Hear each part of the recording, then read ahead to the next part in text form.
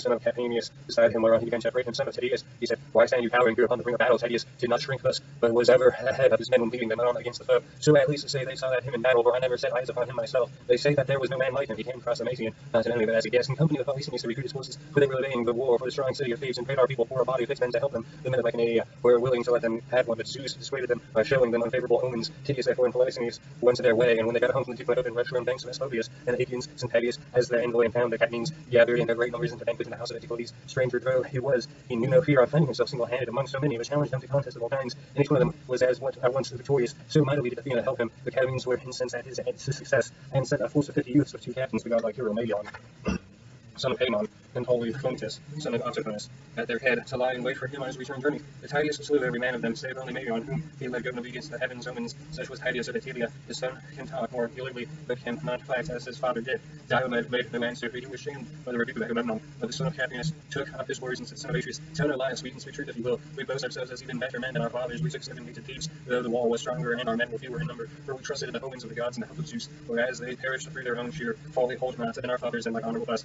Diomed looked sternly at him and said, Hold your peace, my friend, as I bid you. It is not amiss that Agamemnon should urge the Achaeans forward, for the glory will be his if we take the city, and the shame if we are vanquished. Therefore let us acquit ourselves with valor. As he spoke, he sprang from his chariot, and his armor rang so fiercely about his body that even a brave man might well have been scared to hear it.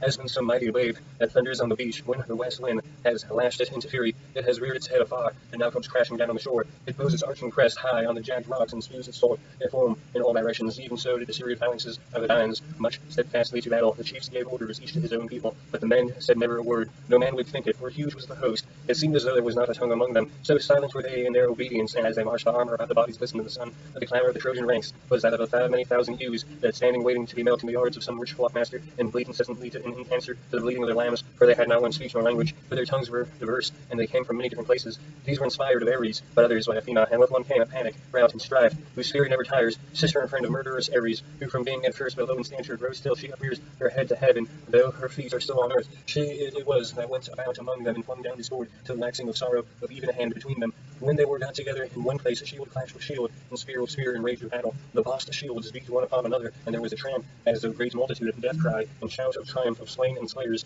and the earth ran red with blood, as torrents swollen rain coursed madly down their deep channels, till the angry floods meet in some gorge, and the shepherd on the hillside hears their roaring from afar. Even such was the toil and uproar of the host as they joined in battle. First, Antilochus slew an armed warrior of the Trojans, Echepolus, son of Thaliacus. Fighting in the foremost ranks, he struck at the protecting part of his helmet, drove the spear into his brow, and the point of the bronze pierced the bone, and darkness veiled his eyes. Headlong as a tower, he fell amid the press of the fight, and dropped King Elephenor, son of the Chalcodon, and captain of the proud Apedantus, began dragging him out of the reach of the darts that were falling around him, and haste to strip him of his armor. But his purpose was not for long. Agenor saw his hailing the body away, and smote him in the side of his bronze-shod spear, for as he stooped, his side was left unprotected by his shield, and thus he perished. Then the fight between the Trojans and the Achaeans grew furious over his body, and they flew upon each other like wolves, man and man, crushing one upon another. Forthwith Ajax, son of Telamon, slew the fair youth Semiosysius, son of Anthemenion, whom his mother bore by the banks of Simoeus, as she was coming down from Mount Ida, where she had been with her parents to see their flocks. Therefore he was named Semosius. But he did not live to pay his parents for his rearing, for he was cut off untimely by the spear of mighty Ajax, who struck him in the breast by the right nipple. As he was coming among the foremost fighters, the spear went right through his shoulder, and fell as a poplar that was grown straight and tall in the meadow by a mere in a thick of branches. Then the wheelwright lays his axe to its roots, that he may fashion a felly for the wheel of some goodly chariot. Semosius, son of Anthemion, Therion, Antiphus of the gleaming corselet, son of Phrygon, hurled a spear at Ajax from amid the crowd and missed him.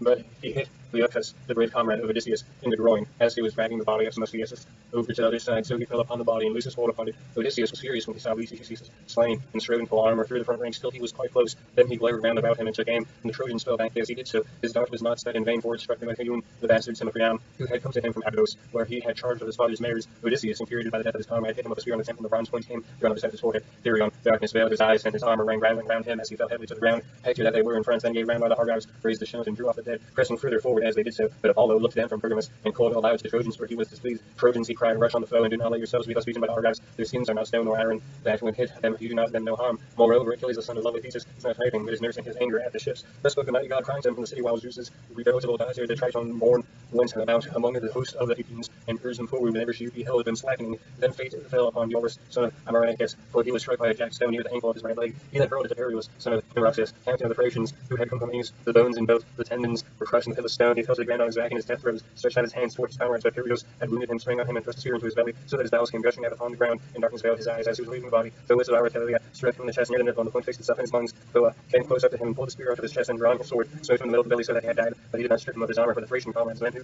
wear their hair in tufts on the top of their heads, stood round the body and kept him off the long spears for his great stature and valor. So he was driven back, thus the two corpses lay stretched on the earth, near to one another, the one captain of the Thracians, another of the Eugaeans, and many another fell round them. And now no man who would have made light of the fighting, if he could have gone among about in Acanthus unwounded, with Athena leading him by the hand, protecting him from the stolen spears and arrows, forming Trojan the Nations on that day lay stretched side by side, face downwards upon the earth.